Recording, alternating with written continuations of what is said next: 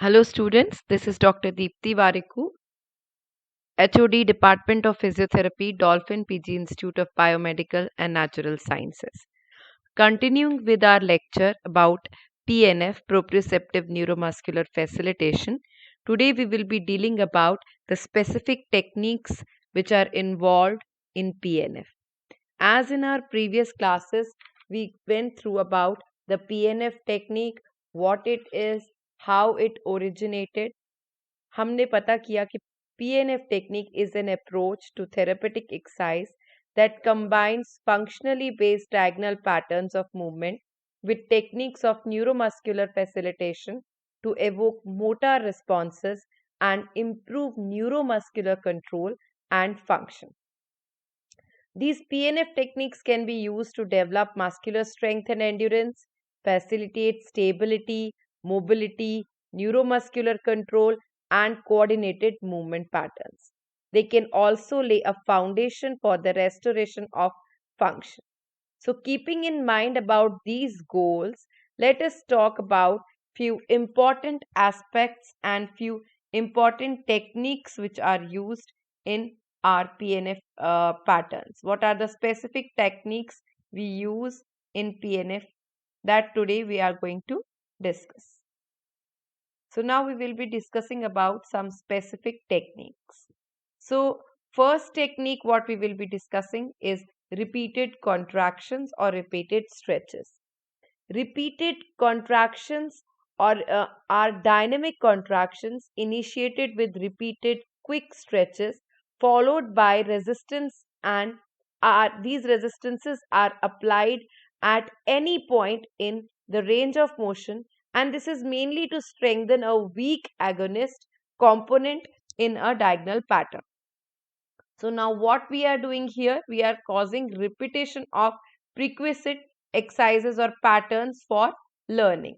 So initial stages there will be isotonic contractions, and in the later stages we will have a combination of isotonic and isometric contractions. So what are the basic goals of repeated contractions? First, to facilitate initiation of the movement, then increase the active range of motion, increase the strength of that particular muscle, avoid or decrease fatigue, and decreased proprioception पे भी ये काम करेगा. Okay, now let us see what are the indications when repeated contraction is used. It is mainly used in the cases of weakness, fatigue, or if there is decreased awareness about the motion. There are two basic types in repeated contraction. First is the repeated stretch, which will start from the beginning of the range on which you are acting. Second is the repeated stretch, which will be maintained throughout the range. Now comes the second technique, which is rhythmic initiation. Rhythmic initiation is used to promote the ability to initiate a movement pattern. After the patient voluntarily relaxes, the therapist moves the patient's limb passively through the available range of the desired movement pattern several times so that the patient becomes familiar with the sequence of the movement within the pattern.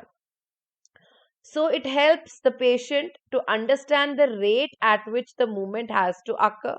And by practicing this again and again, practicing assisted or active movements, this also helps the patient to learn a particular movement. So as we see, it involves voluntary relaxation, passive movements, and repeated isotonic contraction. We have to make sure these are holded never against pain or any specific resistance.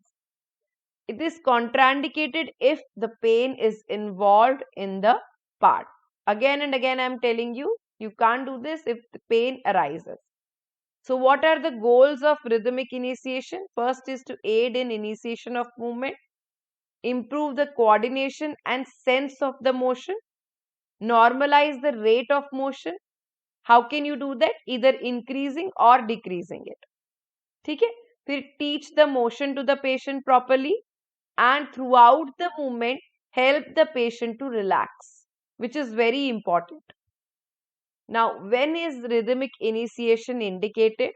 If there are difficulties in initiating a pattern, if the patient has the movement pattern too slow or too fast, if the movement is uncoordinated or dysrhythmic, or if the patient is in general tension, then to provide relaxation patterns, we could use it. Next is reversal of agonists. Now, reversal of agonists, many functional activities involve quick reversals of the direction of movement. This is evident in diverse activities such as when you chop, or when people dance, or they are playing any game like cricket, grasping or releasing objects. So, the reversal of agonist technique involves stimulation of a weak agonist pattern by first resisting static or dynamic contractions of the agonist patterns. The reversal of a movement pattern are instituted just before the previous pattern has been fully completed. The reversal of agonist technique is based on Sherrington's law of successive induction, which I have already told you in the past class. Now, we have two basic things here. One is the slow reversal and another is slow reversal with hold.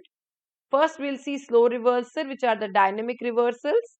So, slow reversal involves dynamic concentric contraction of a stronger agonist pattern, immediately followed by dynamic concentric contraction of the weaker antagonist pattern. There is no voluntary relaxation between patterns. This promotes rapid reciprocal action of the agonists and antagonists. So, what are the basic goals for slow reversal? First, it increases the active range of motion, it increases the strength, and develops the coordination. Here you can see how we can perform a slow reversal. This is the photographic representation where the therapist is practicing slow reversal. It also prevents fatigue and increases the endurance. Now, the next technique, before going to the next technique, let us see when this slow reversal is indicated. It is indicated when there is decreased active range of motion, or there is weakness of the agonist muscles, there is excised muscle, the muscle on which you are excising, it begins to fatigue, or there is decreased ability to change the direction of the motion. At that time, you could start it. Next technique is slow reversal with hold. Okay, slow reversal with hold, slow reversal hold. This adds an isometric contraction at the end of the range of the pattern to enhance the end range holding of a weakened muscle. So, isotonic contraction of the antagonist is important. With no period of relaxation, the direction of the movement is then rapidly reversed by the means of dynamic contraction of the agonist muscle group, quickly followed by isometric contraction of those same muscles. Okay, so isotonic contraction of antagonist, then isometric contraction of antagonist, and then isotonic contraction of the agonist. This is one of the several techniques used to enhance dynamic stability, particularly in proximal muscle groups. So, it is very helpful in maintaining the stability. Now, what are the goals? First is to increase stability and balance. Second is to increase muscle strength. Third is to increase coordination between agonists and antagonists. Now, what are the indications? First is decreased stability. If any part you have stability is being compromised, you can practice slow reversal holds. Weakness, and if patient is unable to contract muscle isometrically, then you can use it. Next technique is rhythmic stabilization. Rhythmic stabilization is used as a progression of alternating isometrics and is designed to promote stability through co-contraction of the proximal stabilizing musculature of the trunk as well as the shoulder and pelvic girdle regions of the body. This rhythmic stabilization, if you see, it mainly holds isometric contraction of antagonist, isometric contraction of the agonists.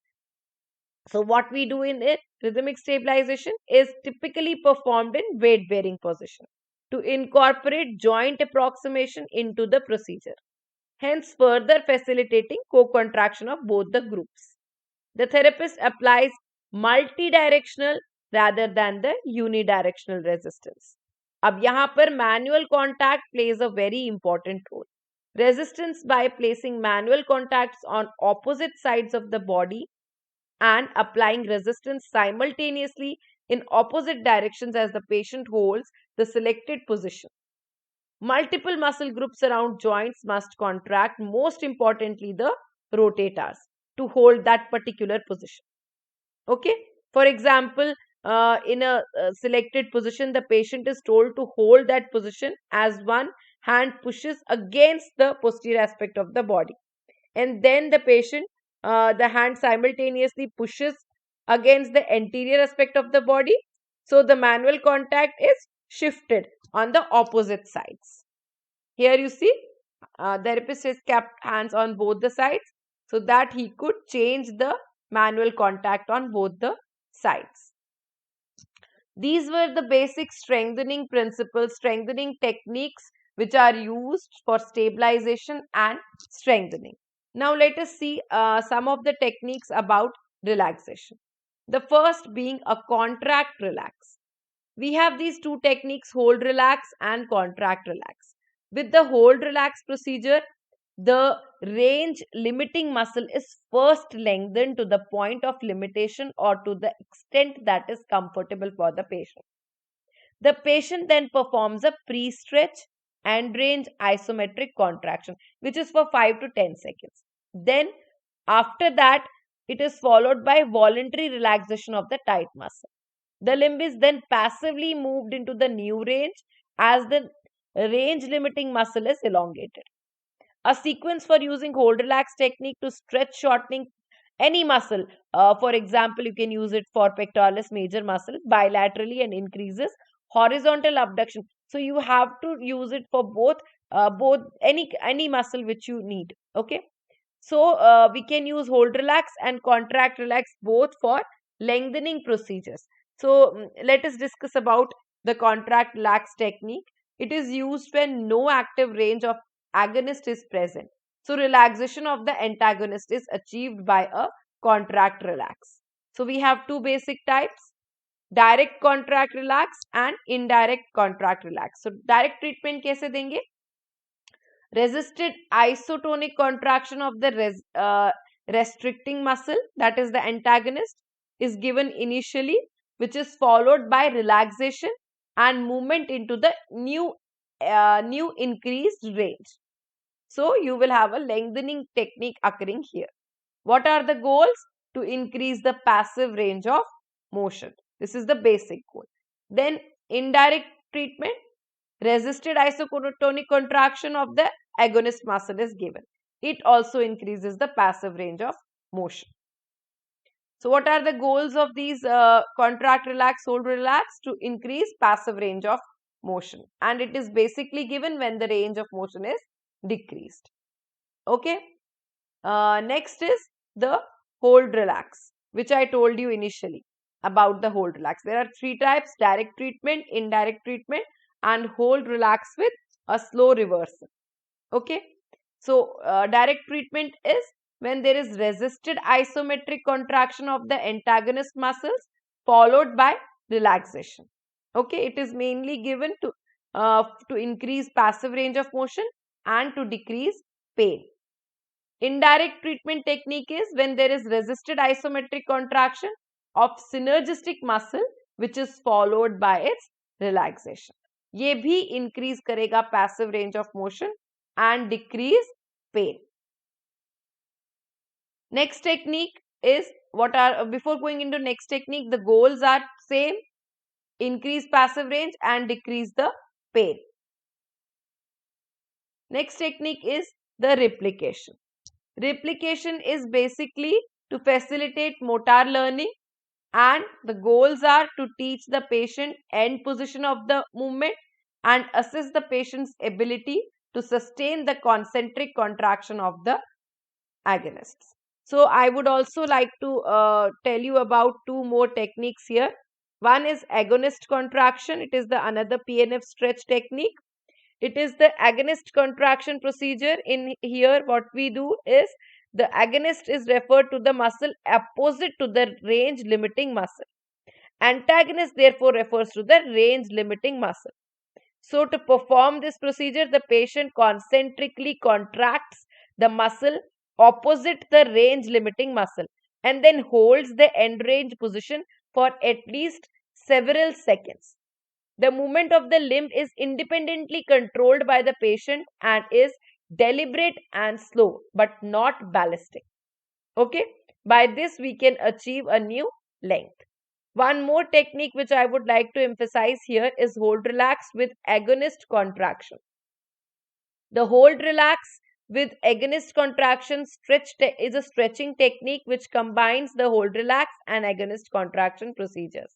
The hold relax agonist contraction technique is also referred to as slow reversal, जिसके बारे में अभी हमने पहले पढ़ा. ठीक है?